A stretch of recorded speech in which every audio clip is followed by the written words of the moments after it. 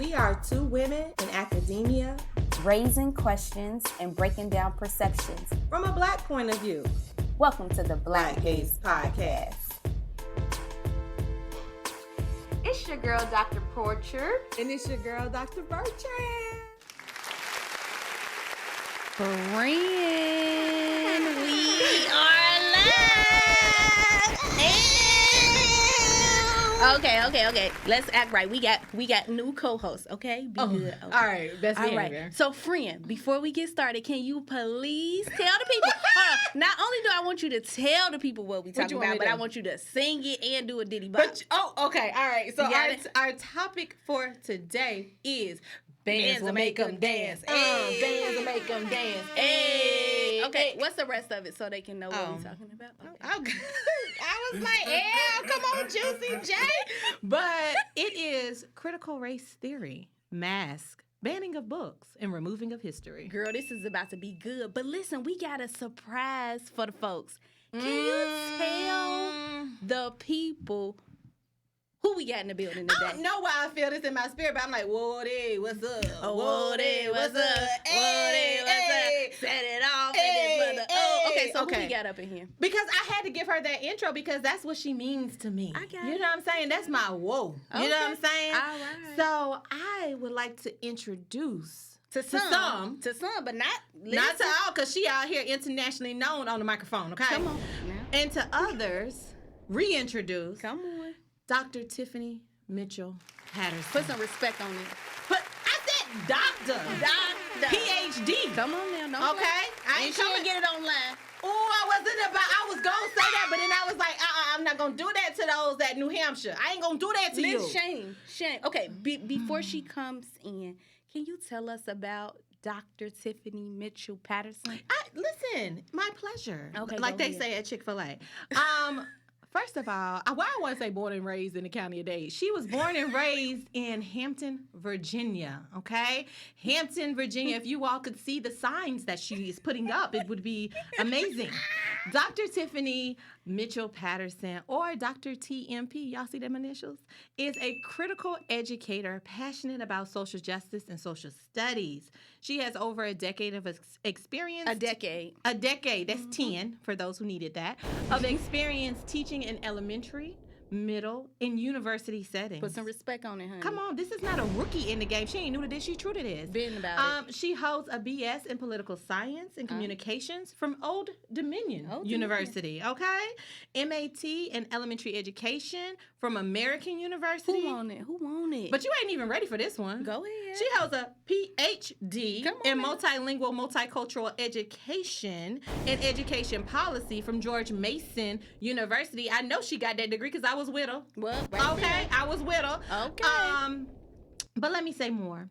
Advocacy, activism, intersectionality, and anti-racist, anti-oppressive education lie at the core of her teaching practice, research, and community work.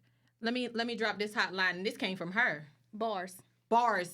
Education is her revolution. Come on now. Come on. All right. Come on. Raise the fist. Listen.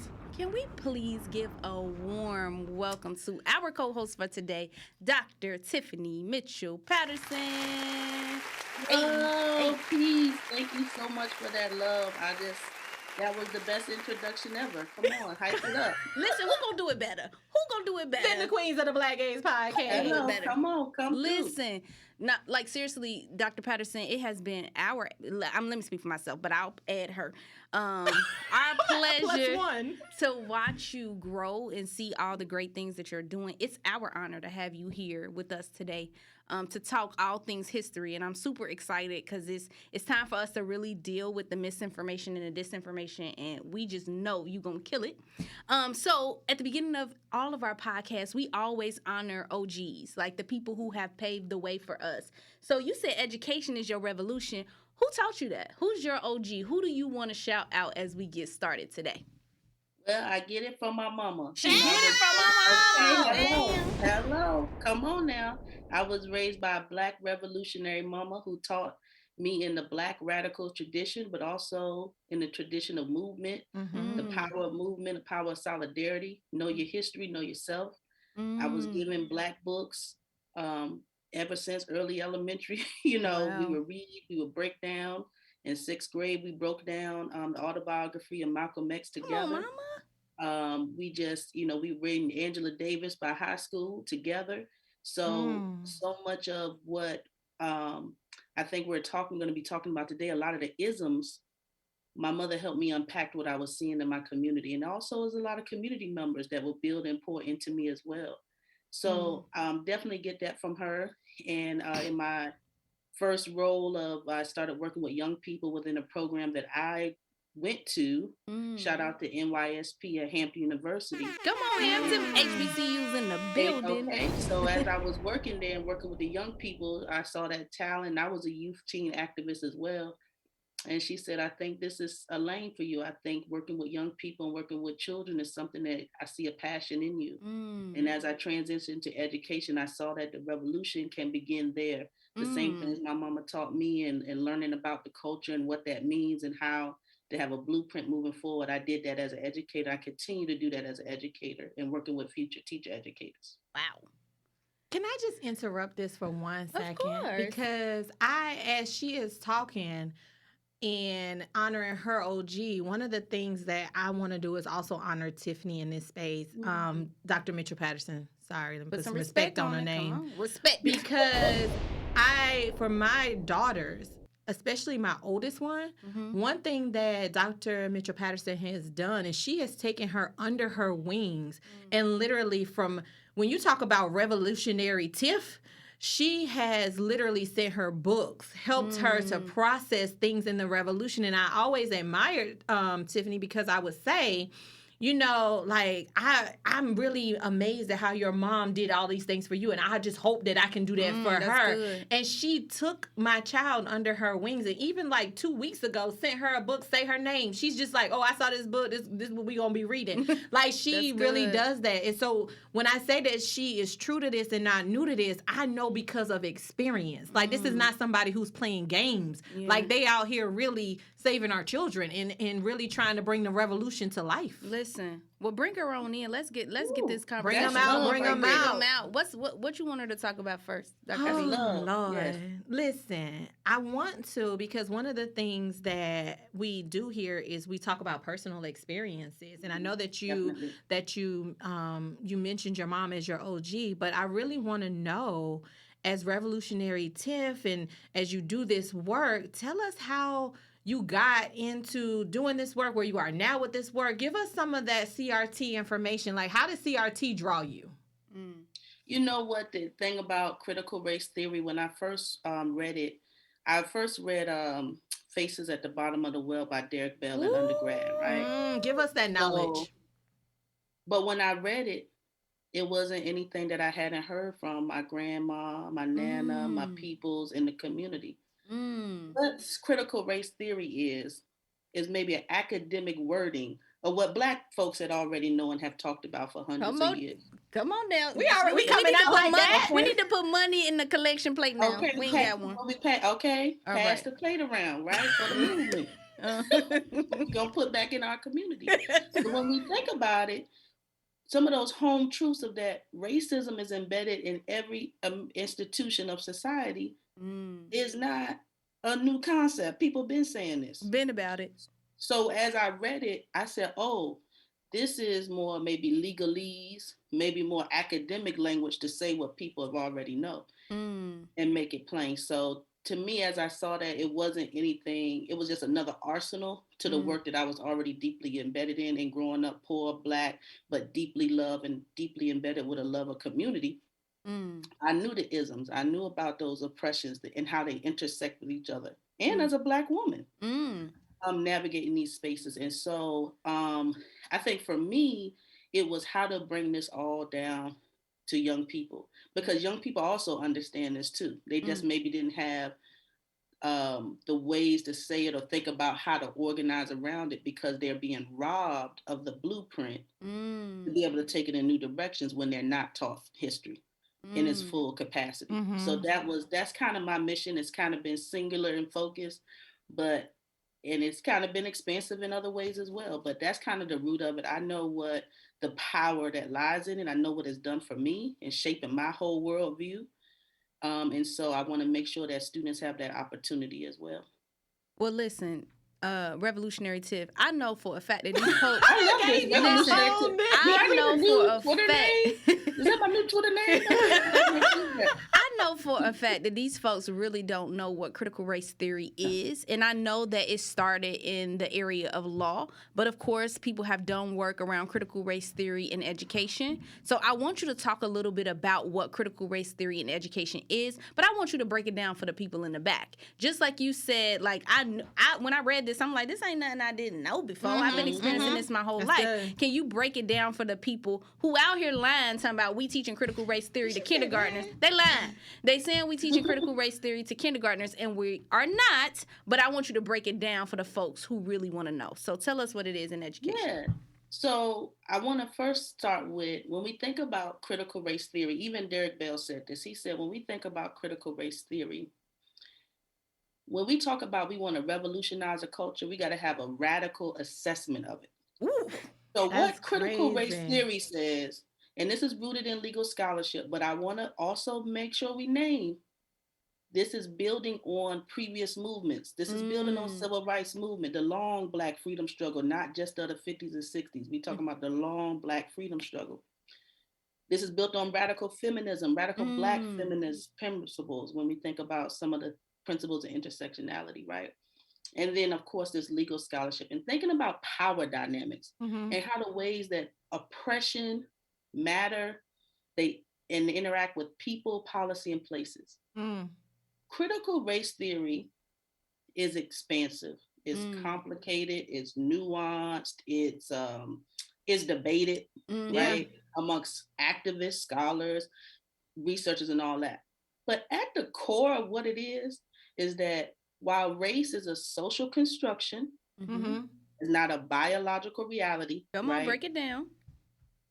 But racism is a very normal and permanent function of how American institutions do business. You better break it down. Okay, you know what I'm saying? I'm trying to break it down, make it plain. You know Come on. Okay. And there's a couple of principles in that when we think about critical race theory. You know, talk about neoliberalism. Dr. Martin Luther King talked about liberals, right? And the limitations of what liberals do. Come on, girl. Come on down. This idea of interest convergence, right? Yes, come Black people, we only achieve these civil rights victories when white people have an interest in. Come on. Hello. When they can make some money off of it, they can get something out of it. Come on. Right. So if we're going to do things along those lines, are we really making progress, right? Thinking about counter storytelling. If we're always taught the dominant narrative. Carter G. Woodson was talking about this back in 1933. Listen, she ain't playing no games with these people. When you teaching people about Europeans and you don't teach them about Africa, what do you think children are going to ascribe to? Whiteness. That must be disrupted.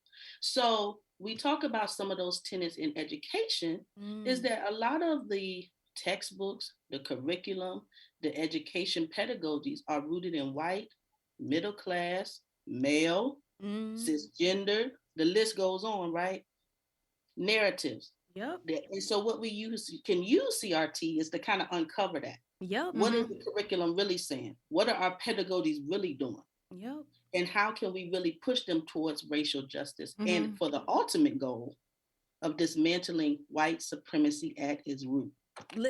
Listen, but should we just drop a mic drop? Let me tell you. What did I tell you? She is not new to this, but true to this. But like as you're talking, I'm thinking about right now in the state of Virginia, right, where the governor has now changed and he got this hotline, you know, kind of like a snitch line. Where Listen, you call snitches up, get stitches. You will not threaten people on this podcast. I ain't threatening them. But shout out to the people that have been flooding in the TikTok generation that have been flooding that line and shutting it down. Yes, but like even in cases like that, right, it seems like there is this ever presence to hide the truth and the realness of what history is. So let's think about, and this is just an add-on question, as teachers right now in the classroom, what can you tell them about going through this right now? Okay, what I can tell them is that this is not new. Cause she just gonna keep saying it ain't new. This ain't new. This is another flashpoint, but this has constantly occurred throughout this history. And even in the history of education, we think I was rooted in America's original sin of settler colonialism and the stealing of indigenous lands and peoples and wanting to assimilate them into that. So we can get into where the roots of it come from. But also, when we think about Virginia in particular, it's the same thing. Every time there is racial progress, there is white supremacist backlash. Come on. Our clearest example is Reconstruction. We'll get into that as well. But when we saw what was happening, she teaches. I just got where my notes at.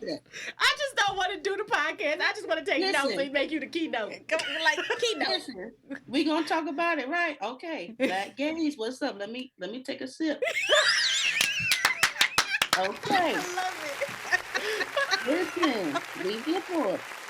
So when we talk about Virginia in particular, what was happening the past couple of years? There was a commission on African American history, the talk of how can we revise the standards, how can we make sure that there's opportunities for students to learn African American history as a course.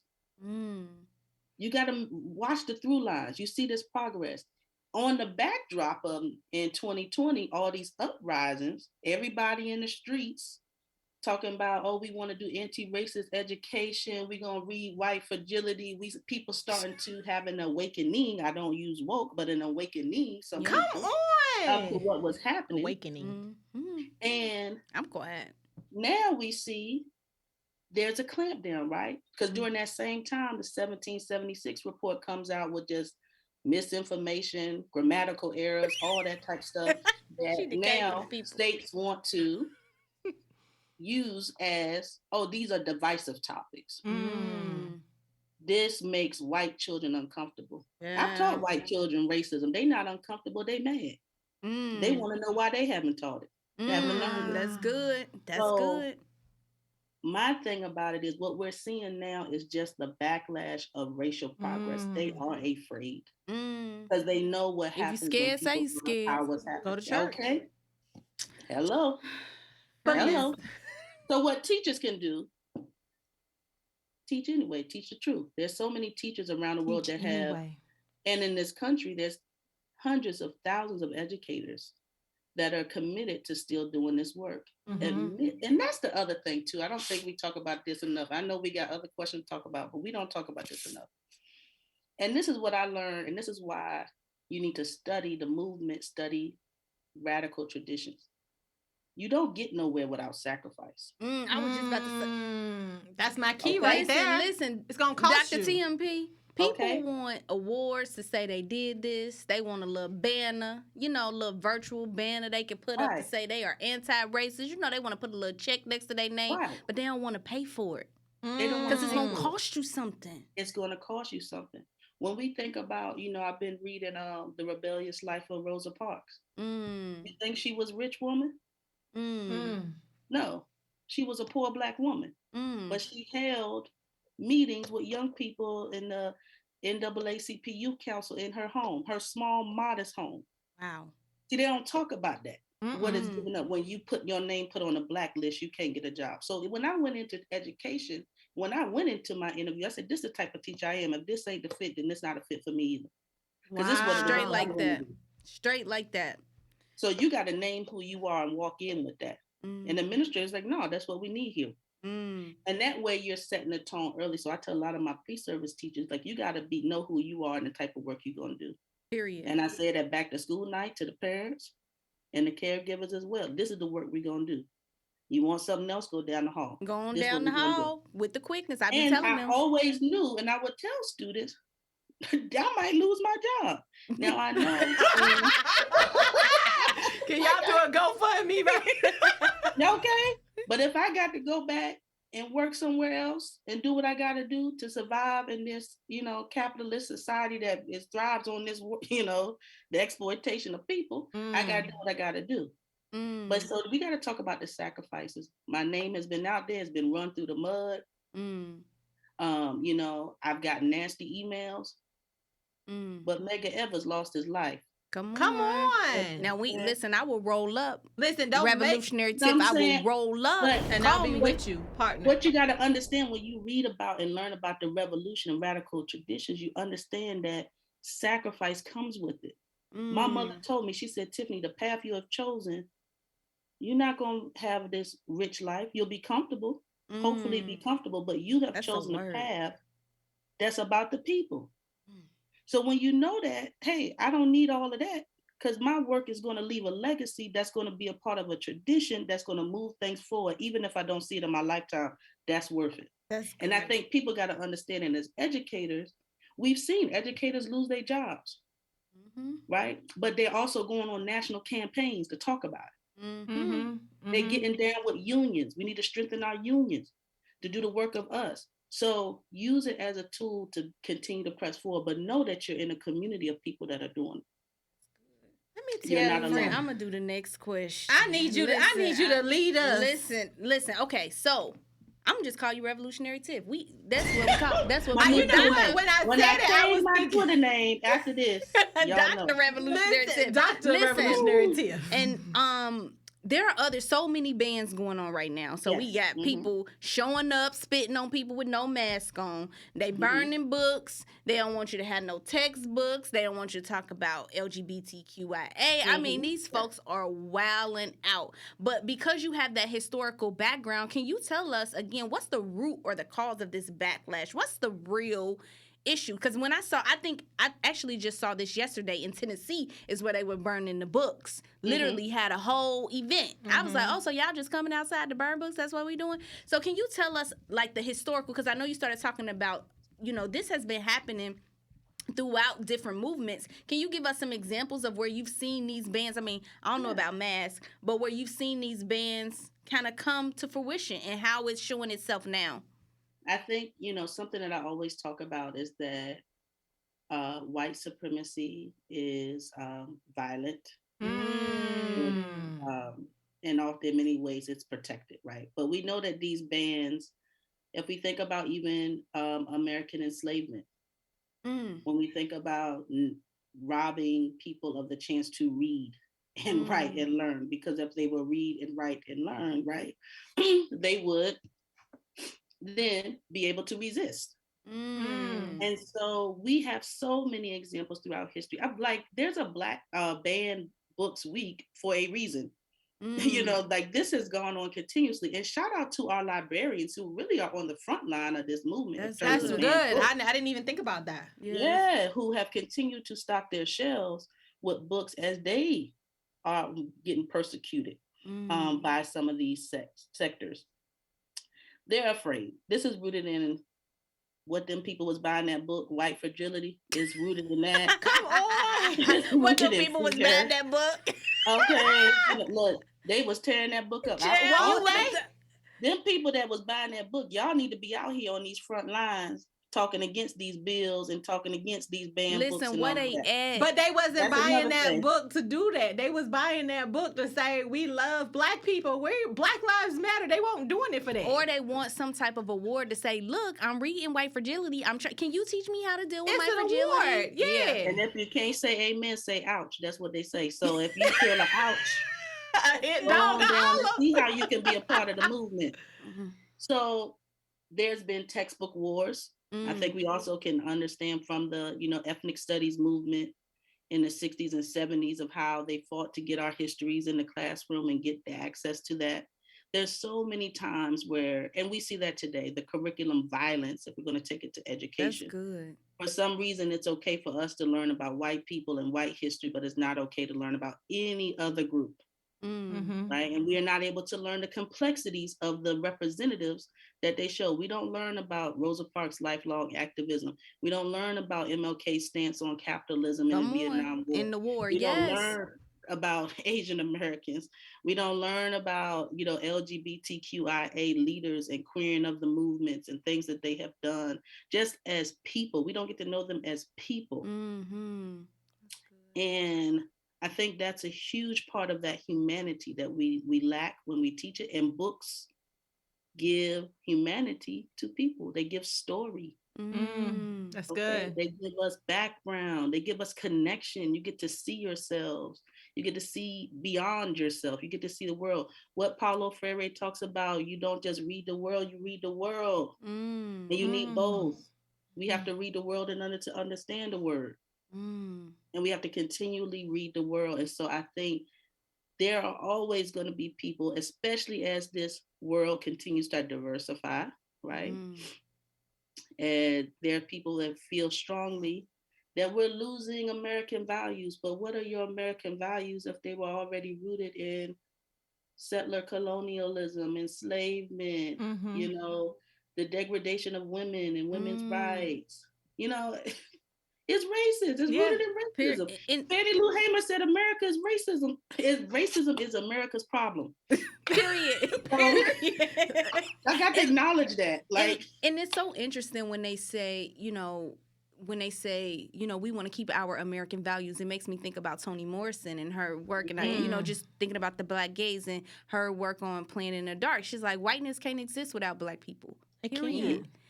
But somehow in this country they just want to keep going through like we ain't had nothing to do, like we just can't, like y'all just brought us here, we were nothing before that. And I think when we start having that conversation, like this country runs because of all of us, not just one group of people. And I can't remember what I was reading the other day, is like even this whole banning of things is robbing white people of their history too, right? There are things that they are losing out on. Go ahead. But you know what? The thing about it is, with every ban is the best press for young people. Because now they just want, if you notice, a lot of times when they do these bans, what do people want? More people are reading about CRT than ever before. More people are reading these books that are being banned. More people are saying, no, we do want to teach this history, and we're going to make sure that occurs. So I think they think that they are doing something, but of course, all you're doing is sparking more interest in it. That's good. Now, they are taking these legislative punitive measures, right? But I want us to always remember that that's what the resistance and movement work is about. They organize, we organize too. I like that. And this is actually a perfect segue into our last question. What are your suggestions for disrupting or combating all this madness in a way, and this is the important part, in a way that preserves our joy and increases our strength towards liberation? Yeah. So I think we have to remember that, particularly for our young people, they're growing up in the Black Lives Matter generation. They're growing up in the Trayvon Martin generation. They are growing up in this intersectional fight. So we need to meet them where they are. I think a lot of the work begins with us. Pre-work. We got to know the history. We got to, that's true. You know, I hope this podcast sparks things, because what my mom said, you can't expect to learn everything in school. That's good. So you get a taste of what you're not being taught, go learn. There's so many opportunities to go learn. Like Badu said in that song, they know who we are, do we? So they know your power. So start reading, start learning, start building. There's so many opportunities to do that. For educators in particular, I do a lot of work with Teaching for Change. They have social justice book lists. They do a lot of events around the people's history online classes. Over 300-400 teachers join once a month to learn different histories that are not in the curriculum and how they can engage with that with historians. I'm a big fan of In Class with Carr. Yes, and Dr. Karen Hunter. Represent Karen Hunter. Come on now. They break down so many topics. I learn something new every time I listen to that. I think and not just reading, we have so much access to information. But where are we? What type of information are we going? Studying that Black radical tradition, studying other radical traditions. Recently was reading about the Young Lords and getting down with some of the solidarity that was there with our Latinx community. And so when we start really diving into the work, that's going to be our first step of sustainment. I also recommend getting down with like-minded educators. That's something that sustain me. You do not do this work on an island. You might be the only teacher in your school attempting to do this. So you need to maybe step outside of that. Yeah. So for me, I got down with Teaching for Change when I was first started teaching. And that's been where I've been able to meet so many educators in the DC area. And then I joined the DC area educators for social justice. Wow. But there are other groups like that around the country. There's, the New York Collective Radical Educators, Teaching for Social Justice. You got Black Teacher Project, yeah. Black Teacher Project. Chicago has their social justice educators. Yeah. So there's so many different organizations where people are coming together as a collective. Maybe it's even through your education association. Maybe there's pockets for there. Find your people. And even especially, I feel like in the social media age, there's so many groups Yeah. that you can get down with to sustain you that are like, oh, they just like me. Okay, I see someone doing, I can move on. Get into that community. What we don't realize or think about is in movements, people ate together. They hung out together. That's good. People were, and also keep in mind your self-care. Rosa Parks did yoga. You see those images coming out. Come on now, my stay. Because they don't teach you that, right? They don't teach you that these people are human. They don't. You know what I'm saying? And so that you have to think about to get down with, your own therapy and things like that, if you have access to it, and fight for affordable access to care. Find spaces that also fill you up with love. But there's so much love in movement and in this work. I get joy. I was just reading to some kids yesterday about Fannie Lou Haber. Come on, Fannie. It was just, y'all know that's my sorrow. I was filled with joy because they were so excited about things they had never heard. And they said, she's just a regular person and she didn't always win, but she kept trying. That sustained me. That'll sustain me for a while.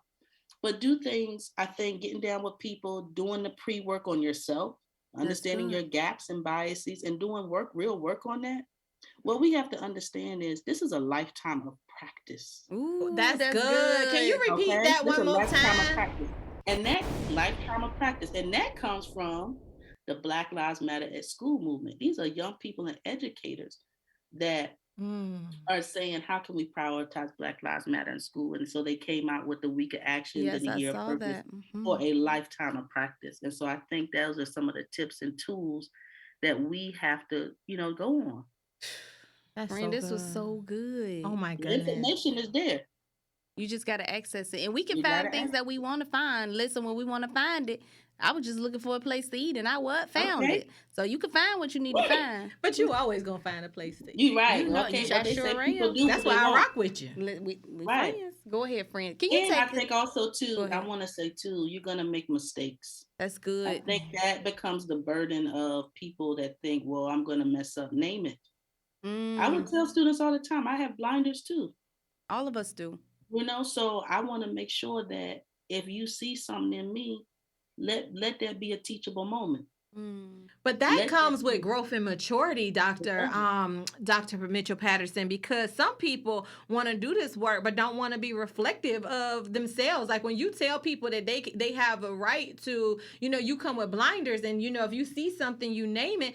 Some of us are so awakened. I'm going to use your word. I don't know if that's the right tense. They so woke, they sleep.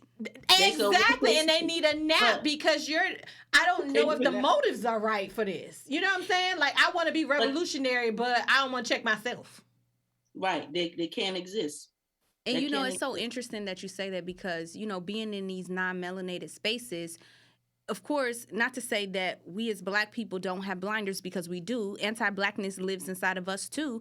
But when you have Black people who actually tell you, listen, the way you are approaching this does not work, it's an opportunity for you to listen and learn. And what happens is it turns into a fragility moment when we're like, listen, the way you going about this is actually causing more harm. And they're like, how dare you? We have a social justice program. I'm like, okay, so let's enact some social justice. That's why I'm telling you this. And so I think you got to be open to that feedback and to know, like, none of us are going to do this well, but especially when you are dealing with groups that have been marginalized, you got to listen to them when they tell you in this situation, even though you think you're doing well, you're causing more harm, and then you can correct it. Yeah, that's good. Right, because there is no well if we aren't free. Right? So people forget the ing. We are working at it. We are awakening. This is a consistent, constant work. I think one of the things that people use these words as catch-alls. Social justice, critical race theory. All these become these catch-all phrases without understanding the true deep meaning is to dismantle systems of oppression. And if those systems have benefited you and put you in a place of privilege, are you really dismantling them? Well, that's the story. That becomes their work. I wish we had the offering. That's why I'm always down with the young people, because my thing about it is they're going to take us, like the great movement teacher Ella Baker says. Yes. There's so much promise in them and openness to taking the struggle in new directions. And so I think they see some of those blinders and we have to move out the way. We support them in doing the work and giving them the blueprint, but also being open to the new forms of struggle that they're going to enact. And everybody not going to get it. There's a song in the Roots, some won't get it, and for that I won't apologize. Whoop. So I mean, you do the work. You do the work. They might not get it, but you know that you're going to keep pushing. Wow. Woo, revolutionary tip. Listen, well, Tiff, we got 2 more segments because in the Black church we try to do our more. Listen, in the Black church we try not to be before you long now. We won't be before you long. It's tight, but it's right. It's tight, but it's right. So we have a segment that we've changed that we used to call it What You Reading Though, but we know that as Black people we are multifaceted. Not only do we read, honey, we watch, we listen. We do it all. We do it all. So we want to ask you, what you doing with your life? What you reading right now? What you listening? What are you watching out here? It could be ratchet. What are you doing? Give us some inspiration. Oh, now listen. I run the gamut because now I like, one of my friends said, you probably the smartest person that watches the most ratchet TV. So I watch all that. I watch all realities. I'm in the 90 Day Fiance universe, all of that. It's problematic, everything. So that's that. That's there.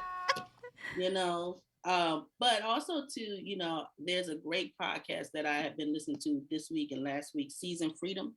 I really do enjoy like learning Black history. Like it is just a thing I love. And so this is a podcast with Dr. Kidada Williams, and it really talks about some of those missing stories during Reconstruction and really after the Civil War. And it talks about Black resistance. And I just love that it just started their season 2. And then I also just read earlier this week, Wake. It's a graphic novel. I'm going to send it to your daughter. The hidden history I love you. Thank you. Women-led slave revolts by Dr. Rebecca Hall, and it's a graphic novel, which is really dope. So I'm always a fan of accessing, young people accessing this history through various ways, and so I think this will be as I read it, I was like, wow, this is really amazing. So that's some of the things I've been reading and listening to. I don't want this to end, but can you do our last? Listen, I could talk to you. I'm in school. Long. I can't wait to listen back to this. I gotta listen, but with a notepad so that I can take notes. Cause you listen.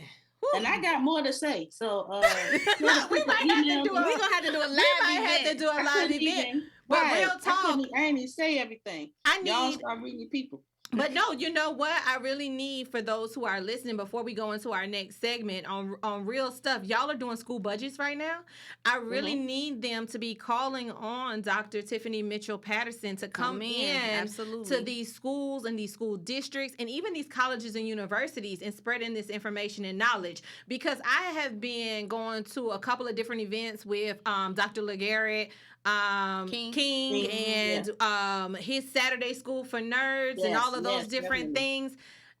I need you. Yep. Like, I need you to be out there on these same platforms. So as you all are creating these conferences, y'all already know who to turn to. Listen, now, you turn to us, too, now, because we need a little coin. Right. But you know what I'm thinking about, too? My inbox. Don't come into my inbox if you ain't really about that action. Come on. And when I'm listening to her, I think about the history teachers that I had, and it was real like, here go a worksheet, find these answers in the textbook. And I'm listening to you, and I can see how so many young people who get to engage with you will be free and will access their, access history in a way that I never got a chance to. I love Black history because when I went to a historically Black college, they like, let's run this back. You gotta, you don't got the right understanding. Let's run this back. But everybody don't have that opportunity or aren't choosing HBCUs because they anti-Black too. But that's a whole nother story. I will say this. More young people, it's not just grown people, young people seeing you and learning about themselves, it's going to change them in a way that I can't even explain. Some of the stuff you were sharing, I was literally getting goosebumps. Like, wow, I'm making connections to things because I had faculty members at Spelman who were civil rights activists, like talk about jumping out of windows, breaking their legs, doing all types of things. And at the time you young, you just trying to be in college. It don't hit you, but you saying some stuff and I'm like, oh shoot, that's what Dr. Middlebrooks was talking about. That's what King Ferris was talking about. So not that long ago. And the crazy thing is, like, my daughter, I'll drop her off at school. This is just your impact. And she'll be like, Mommy, don't let white supremacy catch you off guard today. And I was like, oh my God, if you ain't a product of revolutionary attempts, I love it. Because they will try to catch you slipping. Who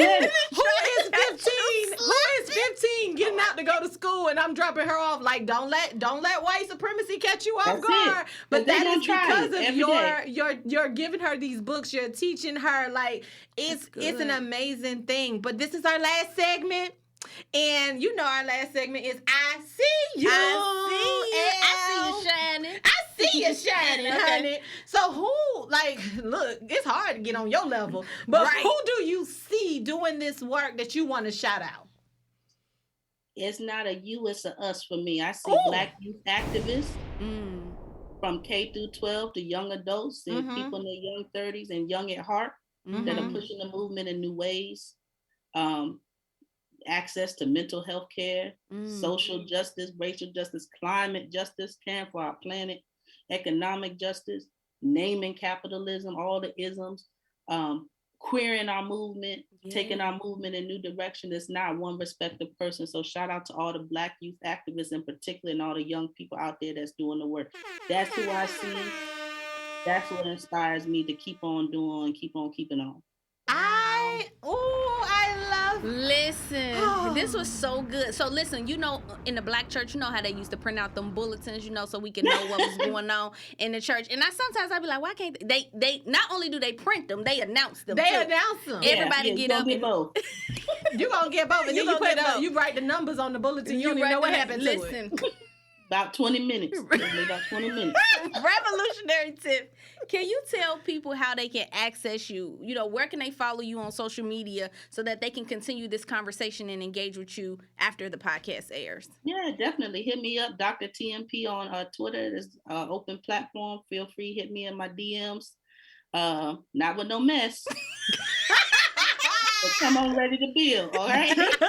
But I'm accessible. I'm down to build with, anyone and really think about how we can push this moving forward. And it's not just me, it's us. I hope it's just sparked the interest for you to pick up the David Stovall, to pick up the Adrian Dickinsons, to pick up the Gloria Ladson-Billings, the Tate and all of that, to Geneva Gaze, and really start diving into how this work lives in CRT, and what it is and what it isn't. Dr. Parrish, really start following these people and really get to learning, but also go back into looking at the Robin D.G. Kellys and different people that have, Carter G. Woodson. Really read these people. Been the GOAT. The boys saying what y'all think it is. Go back and read it. Come on. Start reading what people are saying. And also listening and watching their speeches of everyday people, because there are so many people in our lives, regular people in your families, people in your neighborhoods that are doing this work and have been down with the movement. Black educator pedagogies is what sustains us today.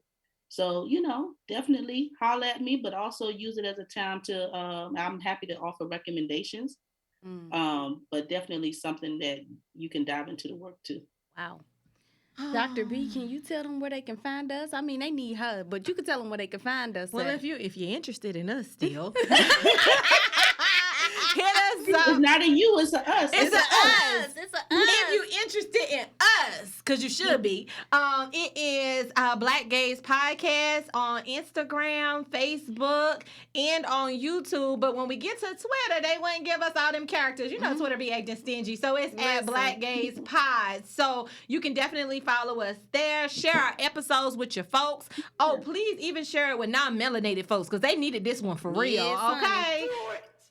Listen, I want to give a special shout out before we go to our newest members of our team, Mimi and Brittany, holding it down for us.